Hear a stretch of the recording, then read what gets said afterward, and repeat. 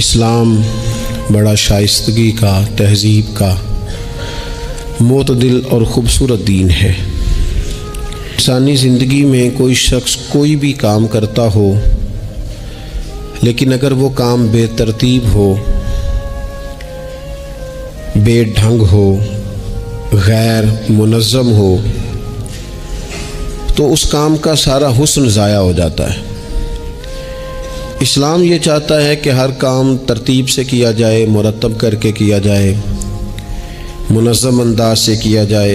इंसान अपनी ज़िंदगी में इबादत से लेकर तिजारत तक अपनी ज़िंदगी के हर शोबे में नज़्म व ज़ब्त का मुज़ाहरा करे।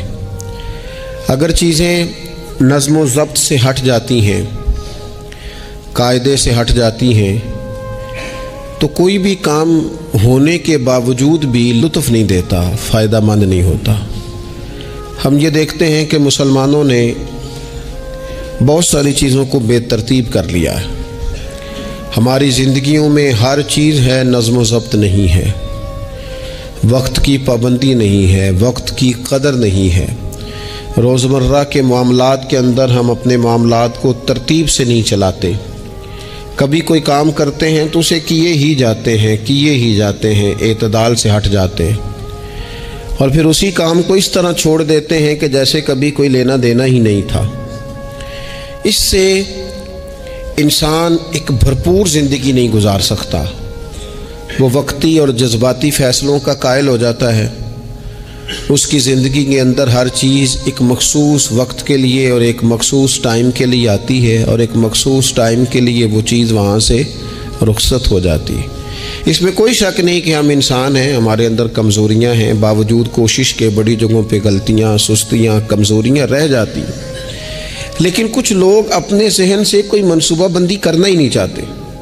हो जाएगा, अल्लाह करम करेगा, अल्लाह बड़ा मेहरबान है। भाई ये सारी बातें ठीक हैं, लेकिन उसी करीम रब ने कहा है सुबह उठो, उसी करीम रब ने कहा है कि वक्त पर नींद पूरी करो, उसी करीम रब ने कहा है कि इन्ना सलाता कानत अलल मुमिनीना किताबम मौकूता। फरमाया बेशक नमाज मुसलमानों पर मुकर्ररा वक्त पर फ़र्ज़ है। उसे अपनी तरतीब से, वक्त के हिसाब से तुमने अदा करना है। ये नहीं हो सकता कि तुम कहो जी मेरी आंख 9 बजे खुलती है तो मैं फ़जर 9 बजे पढ़ूंगा, उसका टाइम 6 बजे है तो तुम्हें 6 बजे ही फ़जर पढ़नी पड़ेगी। अपने मुकर्ररा वक्त पर चीज़ें जब तक नहीं रहेंगी तब तक रज़ाए इलाही का हुसूल भी मुमकिन नहीं होता। हम चूँकि गैर मुनज़्ज़म ज़िंदगी गुजारते हैं, बेतरतीब ज़िंदगी गुजारते हैं, तो इसलिए बहुत सारे काम जो करने की हम पोजीशन में भी होते हैं वो काम भी हमसे हो नहीं पाते। एक तो बहुत सारा मसला लोगों का ये है कि कल कर लेंगे, इंशाल्लाह हो जाएगा, आप दुआ करें हो जाएगा, आप फिक्र ना करें हो जाएगा। इसका माना कोई नहीं ना, इसका मतलब कोई नहीं। आप क्या कह रहे हैं? आप कहें मैंने शुरू कर दिया है, अब दुआ करें। आप ये कहें कि मैंने पूरी कोशिशें लगा दी हैं, आप अच्छी उम्मीद रखें अल्लाह से, लेकिन आप स्टार्ट ही नहीं कर रहे और आप कह रहे हैं दुआ करें। ये कैसे होगा? जब तक नज़्म व ज़ब्त का, आदाब का, हुदूद का, कायदे कानून का पूरा ख्याल ही ना रखा जाए। हज़रत सैयद फैज़ुल हसन शाह साहब रहमतुल्लाह ताला अलैह फरमाते हैं कि एक खातून बड़ी उजलत पसंद थी, जल्दबाज थी, तो उसका शौहर उसकी इन चीज़ों से बड़ा परेशान था। जल्दी में आधा काम करती थी, आधा काम ख़राब कर देती थी। तो अक्सर आके कहती थी दुआ करें, बड़ा मारता है। अगरचे उसका मारना फिर भी दुरुस्त नहीं था, लेकिन वो देहातों में आपको पता है ना, बाज़ लोग बड़ी जहालत का मुज़ाहरा करते हैं, इस कदर ज़्यादा शिद्दत के साथ तकलीफ़ देते हैं कि जो बिल्कुल नाज़ेबा हो जाती है। तो एक दिन उसने आके कहा कि पीर साहब कोई समझाओ, बड़ा मारदा है। तो आपने फरमाया तू सुना है बड़ी जल्दबाज है, काम नज़्म व ज़ब्त से नहीं करती। कहने लगी जी देखें जी क्या नज़्म व ज़ब्त और क्या मामला। कल उसने मुझे कहा दाल पका दो, तो मैंने उसमें घी भी डाला है, मिर्चें भी डाली हैं, प्याज भी डाला है, लहसुन भी डाला है, हल्दी भी डाली है, बस ज़रा जल्दी में मैंने दाल ही तो नहीं डाली। तो ये को मारने वाली बात है? हर शय है, एक शय ही नहीं। हमारे यहाँ बहुत सारे लोग ऐसे हैं जो जल्दी में असल को ही भूल जाते हैं। वो कहते हैं बाकी मैंने सारे किए, कोई रह तो नहीं ना गया, सारे किए, भाई एक ही नहीं ना किया। और भाई जो असल था वो तो रह गया। नज़्म ज़ब्त, कायदा, कानून जब तक हम हमारे अपने अंदर, मैं दोस्तों से कह रहा था फिर कहता हूँ, मेरे अस्सा फरमाया करते थे जो वालिद तहज्जुद ना पढ़े उसके बच्चे फजर नहीं पढ़ते। वालिद को जब तक वो सहरी में सजदा रेज नहीं देखेंगे उतनी देर तक आप उनसे 1.5-2 घंटे पहले उठेंगे तो फिर वो उठेंगे। लेकिन अगर कहा जाए कि पुत्र मैं थकिया तो तू मसीते जा, तो ये हो सकता नहीं कि वो जाए, क्योंकि हमारी ज़िंदगी से नज़्म ज़ब्त बच्चे सीखेंगे, हमारे माहौल से वो मेहनत को, मुशक्क़त को, कोशिश को वो सीखेंगे। अगर हम अपने माहौल में नज़्म ज़ब्त नहीं लाएंगे तो आने वाली नस्ल के अंदर नज़्म ज़ब्त मुंतकिल हो सकता। तो इसके मुंतकिल करने के लिए ज़रूरी है कि पहले हमारी ज़िंदगी के अंदर नज़्म ज़ब्त, आप देखें शरीयत इस्लामिया ने हर काम का नज़्म ज़ब्त बनाया है। नमाज अल्लाह की इबादत है ना, बिस्तर से उठकर सीधा मस्जिद में आके जहाँ आपका जी चाहे नमाज पढ़ने की इजाज़त नहीं है। आप उठें, आपका लिबास पाक होना चाहिए, आपने वज़ू किया हुआ हो, आपको सिमते किबला का पता हो, आपका मुंह काबा शरीफ की तरफ हो, जिस जगह आपने नमाज पढ़नी है वो जगह पाक हो, आपका लिबास पाक हो, वक्त का तयन हो, नमाज के आदाब आपको आते हों, आप बैतुल्लाह शरीफ की तरफ रुख करेंगे, कानों तक हाथ उठाएंगे, आप उन हाथों को मुनज़्ज़म तरीके से बांधेंगे, वक्त पर रुकू करेंगे, रुकू में कमर सीधी होनी चाहिए। आप रुकू से उठेंगे तो ऐसे नहीं कि कोई बात नहीं अल्लाह कबूल कर लेगा, जब तक आपकी कमर पूरी ठीक नहीं होती, रुकू से उठते वक्त आपकी नमाज मुकम्मल नहीं होती। आप सजदे में जाएंगे तो पेशानी जमनी चाहिए, नाक जमनी चाहिए, आपके पाँव की उंगलियां ज़मीन पर लगनी चाहिए। आप जब तक पूरी तरतीब से नमाज नहीं पढ़ते, रब की इबादत है ना, करीम भी बड़ा है ना, मेहरबान भी बड़ा है ना, गफूर भी बड़ा है, लेकिन अगर मुरत्तब तरीके से ना पढ़ो तो वो तो नमाज कबूल नहीं करता। नबी पाक सल्लल्लाहु ताला अलैहि वसल्लम के सामने आके एक शख्स ने नमाज पढ़ी, इबादत की है, आया है, झुका है, लेकिन इबादत भी बेतरतीब भी नहीं, बेढंगी नहीं, गैर मुरत्तब नहीं, गैर मुनज़्ज़म नहीं, ऐसे नहीं कि जैसे मर्जी कर ली। उसने आके नमाज पढ़ी तो हुजूर ने उसको देखा और नबी पाक अलैहिस्सलाम ने फरमाया तेरी नमाज नहीं हुई, दोबारा पढ़। उसने दोबारा पढ़ी। यहाँ तो लोग नाराज़ हो जाते हैं। एक दफ़ा तालिब इल्मी की बात है, मैं एक जगह नमाज के लिए वज़ू कर रहा था तो एक साहब ने वज़ू किया, बड़ी जल्दी में आए और जल्दी में वज़ू किया तो उनका एक टखना खुश्क रह गया। तो मैंने उनकी खिदमत में बड़ी, चूँकि बुज़ुर्ग थे, बड़े थे मुझसे, मैंने बड़ी अर्ज़ की, मैंने कहा वो आपको ख्याल नहीं रहा, आपका टखना खुश्क है। वो कहते मौलवी वो लंघन ना दे आज, देखियो को लंघ ना जाए, तुसा कबूल करनी कि अल्लाह ने। मैंने उनसे कहा आप क्या काम करते हैं? कहने लगा मैं कपड़ा बेचता हूँ। तो मैंने कहा अगर आपका 1000 रुपये वाला गज़ कपड़ा हो तो कोई शख्स के कोई अर्ज नहीं, चल मेहरबानी कर 300 का दे देते हो? कहने लगा नहीं जी, तरतीब से ही बात चलेगी। तो मैंने कहा ये भी ज़रा तरतीब से ही चलेगी, अल्लाह ने कहा है कि इस तरह करके पढ़ो तो फिर मैं कबूल करूँगा। तो अगर वो रास्ता ही आपने इख्तियार नहीं किया, नबी पाक अलैहिस्सलाम के सामने उसने नमाज पढ़ी, हुजूर के सामने, नबी पाक रहमतल लिल आलमीन है ना, हुजूर से ज़्यादा को प्यार करने वाला तो नहीं ना। नबी पाक ने तो नहीं फरमाया चल मेरे सामने पढ़ी है, तेरी कबूल ही कबूल है। हुजूर ने फरमाया तेरी नमाज नहीं हुई, दोबारा पढ़। उसने दोबारा पढ़ी। हुजूर ने फरमाया तेरी नमाज नहीं हुई, दोबारा पढ़। उसने 12 पढ़ी, 3 दफ़ा पढ़ी। फिर हुजूर की बारगाह में आया तो नबी पाक अलैहिस्सलाम ने फरमाया जब तू रुकू करे तो सही करके रुकू कर, जब तू सजदा करे तो सही करके सजदा कर, और जब तू क़याम में खड़ा हो तो एक मुनज़्ज़म तरीके से खड़ा हो। फरमाया इस एतदाल, इस नज़्म ज़ब्त से, इस तरतीब से नमाज पढ़, उम्मीद है खुदा के फजल पर कि वो तेरी इबादत को कबूल फरमाएगा। नज़्म ज़ब्त ही नहीं है। रमज़ान शरीफ का रोज़ा बड़ा मेहरबान है ना, अल्लाह अपने बंदों को किसी किस्म की किसी मुशक्क़त में मालिक डालता नहीं, ला युकल्लिफुल्लाहु नफ्सन इल्ला वुसअहा। लेकिन आप ये नहीं कह सकते कि मेरी आँख चूँकि सुबह 9 बजे खुल गया तो मुझे थोड़ी शरीयत गुंजाइश दे दे कि मैं थोड़ी सी रोटी खा लूँ फिर नहीं खाऊँगा मगरिब तक, ये गुंजाइश नहीं मिलेगी। नज़्म ज़ब्त है, तरतीब है, उसका कायदा है, उसके उसूल है, उसका ज़ाब्ता है। सहरी में उठेंगे आप, अगर आपकी आँख नहीं खुली है तो आपकी इजाज़त चली गई, वक्त ख़त्म हो गया। आप बेतरतीब हुए, आप गाफिल हुए, आपने क्यों लंबी नींद की, आप क्यों वक्त पे नहीं उठे? ज़कात है, आपको टाइम दिया गया है कि इजाफी रकम आपके पास हो, आपके अखराजात से ज़्यादा हो, किस मुनज़्ज़म तरीके से ज़कात फ़र्ज़ की गई है। और ये वो नज़्म व ज़ब्त है जिससे बंदे को तकलीफ़ नहीं होती। यानी आपकी ज़रूरियात से ज़्यादा माल हो, उस माल की कीमत 7.5 तोले सोने के बराबर या 52.5 तोले चांदी तक पहुँच जाए, फिर वो कल पहुँची है तो आज ज़कात फ़र्ज़ नहीं, उस पर साल गुजर जाए, फिर भी वो सारा नहीं देना, उसमें से 2.5% देना।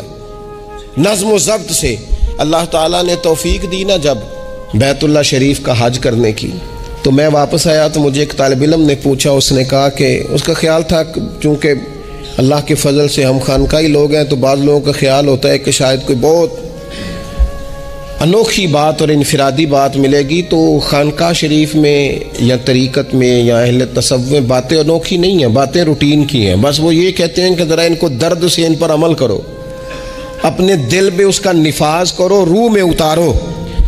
तो मुझे कहने लगे आपने अल्हम्दुलिल्लाह हज कर लिया। तो मैंने कहा मैंने हज किया है तो मैंने ये रिज़ल्ट निकाला है कि हज बंदे को नज़्म व ज़ब्त सिखाता है, मुरतब करता है इंसान की ज़िंदगी को। आपको 8 ज़िलहज की ज़ोर पढ़नी है, आपको हर सूरत में मिना में, आपको 9 को हर सूरत ज़वाल से कबल अरफात में, आपको ज़वाल का वक्त में वहाँ पहुँचना चाहिए, आपको कुछ ना कुछ टाइम वहाँ गुजारना है।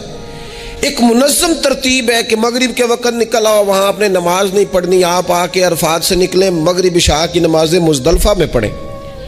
आपको 10 की सुबह को जाके कंकर मारने हैं, आप ये नहीं कह सकते कि मैं जनाब 2 दिन पहले ये काम ख़त्म कर लूँ। मुकर्ररा टाइम पे जो 9 ज़िलहज को मैदान अरफात में नहीं जाएगा उसका हज हो सकता, क्योंकि ये एक नज़्म व ज़ब्त है, दीन ने कायदा बनाया है, कायदे के बगैर आप ये काम कर सकते।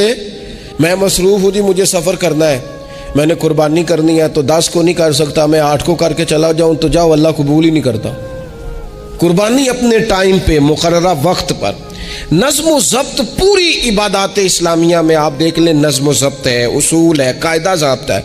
वो हमारे यहाँ कुछ लोग ना दरवेशी की बुनियाद पर भी जहालत फैलाते हैं, जहालत फैलाते हैं। वो कहते हैं जी ऐसी दरवेश लोग हैं जी, हम किसी नज़्म व ज़ब्त के कायल नहीं। इसका क्या माना हुआ जी?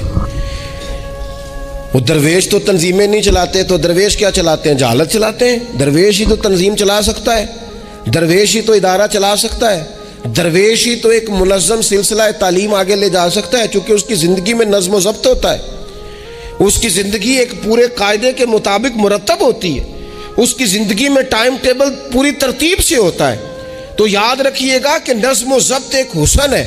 आप देखिए शरीयत इस्लामिया किस तरह से हमारी तरबियत करती है। शरीयत तो कहती है बाकी सारी चीज़ें तो एक तरफ रह गई, किसी के घर भी जाना है तो नज़्म व ज़ब्त से जाना है। आपके भाई का घर है, आपके दोस्त का घर है, आपका करीबी ताल्लुक है, बगैर इजाज़त जा सकते हैं? दीन नज़्म सिखाता है। कुरान मजीद फुरकान हमीद ने कहा या अय्युहल्लज़ीना आमनू ला तदखुलू बुयूतन गैरा बुयूतिकुम हत्ता तस्तअनिसू व तुसल्लिमू अला अहलिहा। क्या करो, अगर किसी के घर जाओ ना तो पहले जाके इजाज़त लो। या अय्युहल्लज़ीना आमनू, ए ईमान वालो। किन से कहा? साहिबे किसी के घर में दाखिल होना है तो पहले क्या करना है? इजाज़त लेनी है, अहले खाना को सलाम करना है, और अगर वो इजाज़त ना दें तो फिर उनके घर में दाखिल है। नबी पाक अलैहिस्सलाम 3 दफ़ा दस्तक देते थे, इजाज़त नहीं मिलती थी तो लौट आते थे। झगड़ा क्या है? यहाँ इलाम लोग नाराज़ हो जाते हैं, कहते हैं मैं मिलने गया सा जी तो मैनू टाइम मिले सी, आपके टाइम का नहीं मैंने ख्याल किया। जब तक आप नज़्म व ज़ब्त नहीं समझते, तरतीब नहीं समझते।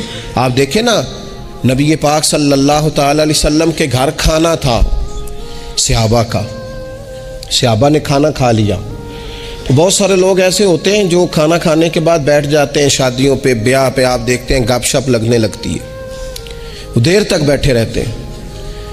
तो वहाँ भी कुछ लोग बैठ गए, कोई अच्छी गुफ्तगू, कोई दीन की, कोई खैर की बात होने लगी। नबी पाक अलैहिस्सलाम 2-3 दफ़ा तशरीफ़ लाए, उनको देखा। या अय्युहल्लज़ीना आमनू ला तरफ़ऊ अस्वातकुम फ़ौक़ सौतिन नबी वला तजहरू लहू बिलक़ौल। नबी पाक सल्लल्लाहु ताला अलैहि वसल्लम की बारगाह में तो आवाज़ ऊंची नहीं करनी, तुमने उस तरह चिल्लाकर बात नहीं करनी, इस तरह लोग आपस में करते हैं। धीमा लबो लहजा, या अय्युहल्लज़ीना आमनू ला तक़ूलू राइना वक़ूलू ज़ुरना, लफ्ज़ों के चुनाव में एहतियात करनी। और देर तक बैठे रहे, बातचीत हो रही है, हुजूर दो एक दफ़ा आए, वापस चले गए। अल्लाह ताला ने कुरान नाजिल कर दिया, फरमाया मेरे महबूब को तकलीफ़ देते हो, जब खाना खा चुको तो उठो, अब जाओ, ख़त्म हो गई दावत, टाइम मुकम्मल हुआ, अब कोई काम करने दो। मेरे अजीज़, अपनी ज़िंदगी में ये माहौल बनाएं, उन चीज़ों को लेकर के आएँ जो चीज़ें हमारे लिए ज़रूरी हैं। अगर हम ये काम नहीं करेंगे तो फिर ज़िंदगी में या तो हमारा वजूद किसी के लिए अज़ियत का बायस बनेगा, तकलीफ़ का बायस बनेगा, या हमारा लबो लहजा इस तरह का हो जाएगा कि हम बावजूद मेहनत के उसका कोई नतीजा निकाल सकेंगे। मैंने मेहनत हो रही है लेकिन नज़्म ज़ब्त से नहीं हो रही, बेतरतीब हो रही है, बेतुकी हो रही है, तो बजाय ज़्यादा मुशक्क़त के नतीजा थोड़ा आएगा। इसलिए नज़्म ज़ब्त अपनी ज़िंदगी में कायदा कानून, मेरे रसूल पाक अलैहिस्सलाम ना लोगों को कानून तोड़ने से मना करते। हुजूर अलैहिस्सलाम लोगों को इताअत अमीर का हुक्म देते, अमीर की फर्मा बरदारी की बात सुनाते। फरमाते अगर तुम्हारे ऊपर नक कटा हबशी गुलाम भी अमीर बना दिया जाए जो किताबुल्लाह के मुताबिक तुम्हें हुक्म दे, तो अल्लाह के महबूब फरमाते हैं उसकी बात भी सुनना और उसकी फर्मा बरदारी भी करना, पीछे ना हटना। तुम ये ना देखना कि यार ये तो नक कटा हबशी गुलाम है और मैं तो माज़अल्लाह से बेहतर हूँ, उसकी फर्मा बरदारी करना। इसलिए कि नज़्म ज़ब्त कायम रहता है जब लोग कानून की पाबंदी करते हैं, और जब कानून की पाबंदी नहीं होती, जहाँ क़याम अदल ना हो वहाँ करार हो सकता है। हज़रत उमर जैसे लोग अगर अदालतों में पेश हो सकते हैं, अगर ख़ुद रसूल पाक अलैहिस्सलाम अपना आप पेश करते हैं सहाबी से, वो कहते हैं जी आपने मुझे चबो दिया है सफ़े सीधी करते तीर या नेज़ा, तो मैं बदला लूँगा, तो हुजूर पेश करते हैं अपना आप। हालांकि वो तो दौरे मोहब्बत था, अर्ज़ की हुजूर किसने बदला लेना था, ना आपने कोई तकलीफ़ दी थी, ये तो वजूद चूमने का बहाना था। लेकिन नबी करीम अलैहिस्सलाम ने जो हमारे सामने उसवा रखा है, उसमें यह है कि ये नज़्म इस तरह का होना चाहिए कि कोई शख्स भी कायदे कानून से बालातर। हुजूर अलैहिस्सलाम ने फरमाया 3 लोग सफ़र करें तो एक को अमीर बना लें, वरना बार बार बहस होगी। एक कहेगा यहाँ ठहरना है, यहाँ खाना खाना है, यहाँ नमाज पढ़नी है, दूसरा कहेगा यहाँ। 3 सफ़र करो तो एक को अपना अमीर मान लो। नज़्म ज़ब्त से ज़िंदगी गुजारो, मुरतब करके ज़िंदगी। हमारे यहाँ ये होता है कि नज़्म ज़ब्त नहीं होता, हमें अपने काम से ज़्यादा ना दूसरों के काम का पता होता है, अपने मदरसे से ज़्यादा दूसरे मदरसे का पता होता है, अपने कॉलेज से ज़्यादा दूसरे कॉलेज की मालूमात होती है। हम क्या करते हैं, हम अपने काम से ज़्यादा दूसरे के काम में टांग अड़ाते हैं, नज़्म ज़ब्त गड़बड़ हो जाता है, एक दूसरे के काम में मुदाखलत करते हैं। अपना काम मुरतब तरीके से किया जाए, जिस नज़्म में जिस जगह हमें ड्यूटी दी गई है हम उस ड्यूटी के पाबंद हैं, हम उसको पूरे गौर से करें, पूरी तवज्जो से करें, पूरे इन्हिमाक के साथ करें। अपने काम पर हम जब तक तवज्जो देते हैं तो काम ठीक रहता है। इसी तरीके से रसूल पाक सल्लल्लाहु ताला अलैहि वसल्लम ना घर के बाहर भी पूरे नज़्म ज़ब्त के कायल थे, पूरी तरतीब। आप देखें हुजूर सफ़ों का दुरुस्त होना बड़ा पसंद करते थे। नमाज ही पढ़नी है ना, खड़े हो गए हैं ना, लेकिन हुजूर ने दुआ दी, फरमाया सफ़ें सीधी करो, अल्लाह तुम्हारे दिल भी सीधे कर देगा। हुजूर नमाज की जमात से पहले ऐलान करते, भाई अपनी सफ़ों को दुरुस्त कर लो। हुजूर पसंद करते कि बिल्कुल इस तरह मुरतब हो के लोग नमाज पढ़ें। कोई चीज़ भी गैर मुरतब, यहाँ जनाब कोई शख्स भी कतार में लगने को तैयार नहीं, बारी का इंतज़ार करने को तैयार नहीं है। बैंक में हमें ज़रा पहले बुला लिया गया तो हम कहते हैं अल्लाह ने बड़ी इज़्ज़त दी है, और फिर कुछ प्रोटोकॉल तो बेजा है, सिवाय तकलीफ़ के और कुछ देते। मैंने जनाज़ों पे देखा है, किसी आलिम का जनाजा पड़ा है किसी बड़े आदमी का, तो वहाँ 15 लोग होते हैं टोटल जो जनाजा नहीं पढ़ने देते, वो घुसे होते हैं आगे, मैंने चेहरा देखना है, मैंने अगली सफ़ में खड़े होना है। यही हाल महफ़िल में होता है। नज़्म ज़ब्त पैदा करें, किसी चीज़ को बेतरतीब ना करें, कोई काम भी बेढंगा ना हो। नबी अकरम सल्लल्लाहु ताला अलैहि वसल्लम की मजलिस मुबारक में जब कोई शख्स आता था ना, तो हज़रत अबू बकर सिद्दीक़ उसे साइड पे ले जाते थे, तो कहते थे तुम्हें पता है अल्लाह का कुरान कहता है हुजूर के सामने आवाज़ ऊंची नहीं करनी। उसे पहले आदाब मजलिस सिखाते थे, नज़्म ज़ब्त सिखाते थे, हुजूर की बारगाह में हाज़री का तरीक़ा सिखाते थे, फिर नबी पाक सल्लल्लाहु ताला अलैहि वसल्लम की बारगाह में पेश करते थे। हमारे बेसब्रे हो जाने की बड़ी वजह भी ये है कि नज़्म व ज़ब्त नहीं, हमारे जल्दबाज हो जाने की वजह ये है कि नज़्म व ज़ब्त नहीं, हमारी तबीयत जो बहुत ज़्यादा डिस्टर्ब हो जाती है, ज़हनी उलझाव पैदा होता है, उसकी वजह भी ये है कि नज़्म व ज़ब्त नहीं है। हम बाज़ चीज़ों में इतने ज़्यादा तल्ख हो जाते हैं और तल्खी की वजह से ये बनती है कि मिजाज में कोई नज़्म व ज़ब्त, किसी बारी का इंतज़ार नहीं, कोई ठहराव नहीं, कोई गुंजाइश नहीं। माहौल में नज़्म व ज़ब्त पैदा करें, ज़िंदगी में नज़्म व ज़ब्त पैदा करें, अपने बच्चों में नज़्म व ज़ब्त लाएं, अपने इदारों के अंदर नज़्म व ज़ब्त पैदा करें और फिर हौसला रखें, हिम्मत रखें, तहम्मुल मिजाजी पैदा करें। नबी अकरम सल्लल्लाहु तआला अलैहि वसल्लम ने ना अपने घर में अपने टाइम को 3 हिस्सों में तकसीम किया था। हम घर के अंदर जाते हैं, अपना टाइम तकसीम नहीं करते। यहाँ तो कोई बंदा मुतालबा करता है तो डांट के चुप कराने की कोशिश करते हैं, थका हुआ हूँ, खबरदार बात ना करना। आपने चुप करा दिया, चुप कराने से बगावत पैदा होती है, नफरत जन्म लेती है। यहाँ चुप करा देते हैं, या अगर हम कोई बात करते हैं तो वो कोशिश करते हैं कि इस वक्त जान छूटे, ये दिन गुजरे कल देखेंगे। उससे क्या होता है, उससे जो शख्स आपके सामने बैठा है उसकी उम्मीद टूटती है। वो कहता है यार ये क्या मामला है, बच्चों की उम्मीदें टूटती हैं, घर वालों की उम्मीदें टूटती हैं कि यार ये तो जान छुड़ा रहे हैं। नबी अकरम सल्लल्लाहु तआला अलैहि वसल्लम जब घर तशरीफ़ ले जाते थे तो हुजूर अपने वक्त को 3 हिस्सों में तकसीम करते। एक हिस्सा पूरा टाइम रसूल पाक घर वालों को देते, उनकी बात सुनते। बल्कि हज़रत आयशा सिद्दीक़ा फरमाती हैं जब तक घर में रहते कोई ना कोई घर का काम ही करते रहते, हुजूर टाइम देते। एक हिस्सा ये। दूसरा हिस्सा टाइम का नबी पाक सल्लल्लाहु तआला अलैहि वसल्लम ने आराम के लिए रखा हुआ था। हुजूर आराम करते, लेटते, बाकायदा हुजूर अलैहिस्सलाम अपने वजूद अतहर को बिस्तर के ऊपर रखते, आराम फरमा होते, सही मानों में आराम करते। और तीसरा हिस्सा नबी पाक अलैहिस्सलाम ने इबादत के लिए रखा हुआ। घर वालों का काम काज किया, इशा हुई, आराम किया, फिर तहज्जुद का टाइम हुआ तो हुजूर इबादत के लिए उठ के खड़े हो गए। ये घर के अंदर, मस्जिद में नहीं। मस्जिद का तो जो इबादत का माहौल है, नमाज का, वो अलग है। घर के अंदर इस बात को अच्छी तरह समझ ले कि घर के अंदर जब आप जाएं, अब तो बड़ों की शिकायतें आने लगी हैं, पहले बच्चों की आती थी। अब तो 50 साल के आदमी की शिकायत आती है कि घर आते ही मोबाइल खोल लेता है, इधर उधर देखता ही नहीं, कोई सुनता ही नहीं। इस तरह तो हमारे अपने हमसे टूट जाएंगे, बिखर जाएंगे। हमारे बच्चे खुदा जाने क्या सोचने लगेंगे, किसी और समत निकल जाएंगे। वो जिनको हमारी बातों की, हमारी शफ़क़तों की, हमारे प्यार की, वो जिस पोते को, जिस छोटे बेटे को दादा के, वालिद के कंधों पर खेलने की चाहत है, वो तो इससे महरूम रह जाएगा। हमें वक्त देना है, इनको टाइम देना है, इस टाइम को मुरतब करना है। नबी अकरम सैयद आलम सल्लल्लाहु तआला अलैहि वसल्लम इस हत्ता के मैदान जंग में भी हुजूर चीज़ों को मुरतब करते। अरब के लोग जब जंग करते थे ना तो वो समझते थे असला बड़ा है, ताकत बड़ी है, हमने कर लेना जो हमारे जी में आना है। हुजूर का तरीका मुबारक ये था कि जंग में भी नज़्म व ज़ब्त। हुजूर फरमाते करीब दुश्मन आ जाए तो ताक पे बिला वजह तीर ना चलाना, और बिल्कुल सामने जब तुम्हें नज़र आ जाए, तुम्हें निशाना समझ में आए, तब तीर चलाना। कई दफ़ा फरमाया सिर्फ पत्थर का इस्तेमाल करना। हुजूर अलैहिस्सलाम लोगों को कहते हैं कि तुमने यहाँ पहाड़ के चोटी पे खड़े रहना है, तुमने जंग ही नहीं लड़नी। तुम यहाँ हरावल दस्ते के तौर पर पुश्त पे खड़े रहो, जब तक मैं तुम्हें हुक्म ना दूं तुमने यहाँ से हटना नहीं है। ऐन जंग के मौके पर भी रसूल पाक सल्लल्लाहु अलैहि वसल्लम नज़्म व ज़ब्त का मुज़ाहरा करते, तरतीब मुकर्रर करते। आप यकीन करें,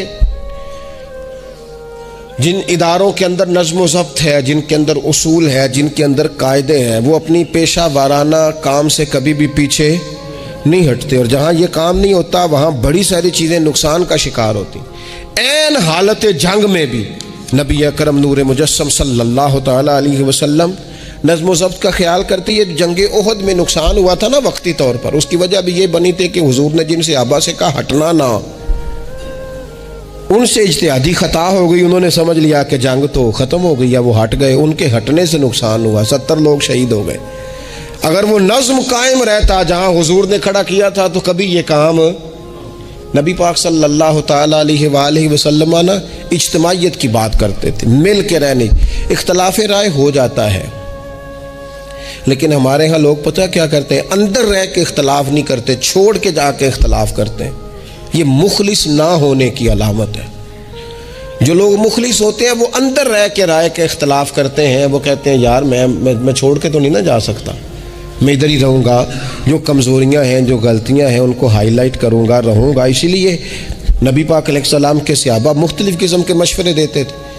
तो सरवरे कायनात अलैहिस्सलाम इज्तिमाई नज़्म की बात करते। एक मकाम पे हुजूर ने सहाबा को देखा कि छोटी छोटी टोलियाँ बना के अलग अलग बैठे हुए हैं। तो नबी पाक अलैहिस्सलाम ने फरमाया ये शैतान तुम्हें अलग अलग करता है, और फरमाया जिस तरह बकरियों का भेड़िया होता है, इंसानों का भेड़िया शैतान है। जब किसी को मजमे से अलग कर लेता है, हुजूर फरमाते हैं जिससे भेड़िया बकरियों से अलग करता है ना, फिर उसका शिकार करता है। और शैतान भी जब तुम्हें इज्तिमाइयत से अलग कर लेता है, दर मुर्शदा छड्डी नाही, नहीं ते हो जावेंगा रोगी, जेड़ी बकरी इजड़ों विछड़ी ओ बगयाड़ा जोगी। ओ बगयाड़ा जोगी खा जाएंगे, फाड़ डालेंगे उसे। दर मुर्शदा छड्डी नाही, और नहीं ते हो जावेंगा रोगी, जेड़ी बकरी इजड़ों विछड़ी ओ बगयाड़ा जोगी। उसे तो लेके चला जाएगा। इज्जड़ पर, इज्तिमाइयत पर कभी भी भेड़िया हमला। तो हुजूर सहाबा से कहते थे बैठो तो ज़रा मिल के बैठो, किसी जगह तुम बैठो तो इज्तिमाइयत। बड़ी मशहूर हदीस है, चंद लोग जुमे में खड़े थे तो हुजूर ने फरमाया बैठ जाओ। अलग अलग, बाज़ लोग बड़े कायल होते हैं ना, थोड़ा सा जनाब हमने ज़रा हट के रहना है, हमने थोड़ा सा अलग से रहना है, थोड़ा साइड पे बैठना है, तो हुजूर पसंद नहीं करते थे। फरमाया इकट्ठे बैठो, मजमे की सूरत में बैठो। बल्कि हुजूर अलैहिस्सलाम ने ये तो इज्तिमाई नमाज का हुक्म दिया ना, फरमाया जिस इलाके में 3 मुसलमान भी बसते हो ना, वो भी बाजमात नमाज पढ़े। वरकाऊ मार राकीन, रुकू करो पर रुकू करने वालों के साथ, तन्हा तन्हा नहीं, मिल के इज्तिमा। आज कुफर ने भला किया क्या है, उसने मुसलमानों की इज्तिमाइयत कोई तोड़ा है, नज़्म ज़ब्त कोई तो तोड़ा है। 57 इस्लामी ममालक होने के बावजूद नज़्म ज़ब्त नहीं, और वहाँ एक मुल्क है अमेरिका, अपनी रियासतों को साथ मिला के इस तरह गठजोड़ किया है कि वो सब पर भारी होता जाता है माज़अल्लाह। अगर नज़्म ज़ब्त, और ये हमारे यहाँ भी नहीं है, रूटीन में छोटे छोटे इख्तलाफात होते हैं लोगों के बीच, लेकिन एक दूसरे को मिलना पसंद नहीं करते, सलाम कलाम पसंद नहीं करते, नफ़रत का इजहार। तो जब गली मोहल्लों में नज़्म ज़ब्त नहीं, टोलियाँ बनी हुई हैं, गिरोह बने हुए हैं, छोटी छोटी बातों में लोगों ने अलग अलग माहौल बना दिया है। बल्कि बाज़ लोग तो बाकायदा बड़े माहिर होते हैं ख़ानदान में लड़ाई कैसे करानी है, मोहल्ले में फसाद कैसे डलवाना है, लोगों को किस तरह करके तोड़ना है, क्या ऐसा काम करना है जिससे कि लोग ज़्यादा से ज़्यादा टूट जाएं। तो अपनी ज़िंदगी के अंदर, अपने माहौल के अंदर, अपनी तबीयत के अंदर नज़्म ज़ब्त लाएंगे। बहुत सारे लोग हैं जो ख़ुद भी वक्त ज़ाया करते हैं, अगर कहीं चले जाएं तो उसका भी पूरा ही वक्त ज़ाया करते हैं, पूरा टाइम। यानी इस पे कितना पैसा लगता होगा, मोबाइल का कितना बिल आता होगा, टाइम कितना ज़ाया होता होगा। और फिर सुनाओ, मसलन की सुनाइए जी, इसका कुमाना है। यानी एक साहब कहने लगे, उन्होंने कई दफ़े मुझे कहा को नवी ताज़ी, मैं चुप कर गया। फिर फ़ोन पे, अब बंदा खैर मौज़ब लगता है अगर कहे चलो जी फिर ठीक है, वो फिर कह इनको नवी ताज़ी। मैं कह जी मैं तो मौलवी है, तुम मैनू अखबारी नुमाइंदा समझ लिया, नवी ताज़ी तो आप किसी अखबारी रिपोर्टर से पूछे, मैनू की पता नवी ताज़ी की है, मैं तो छोटा सा आदमी हूँ, अपने काम। नवी ताज़ी का की मतलब हो, यानी अब इतना आपने फोन भी जाया, टाइम भी जाया। हज़रत साहब होर फिर सुनाओ बई, तुसीं इत्थे हज़रत साहब दे कोल रहो ना मीना, ते कोई काम करो नाल, ताकि तुहानू होर भी कोई सुनान। हज़रत साहब तुहानू की सुनान, लेकिन शर्त यह है कि हम नज़्म ज़ब्त वाले बने, एक जुमला भी ज़ाया नहीं, इजाफी नहीं। उसमें मैं क्या करता हूँ, दूसरों को बहुत सारी चीज़ें सिखाने से बेहतर है हम बहुत सारे लोगों से खुद सीखना शुरू कर दें, अपनी ज़िंदगी में सीखें। अल्लाह तबारक व तआला मुझे आपको तौफीक अमल अता फरमाए। आखिर दावा।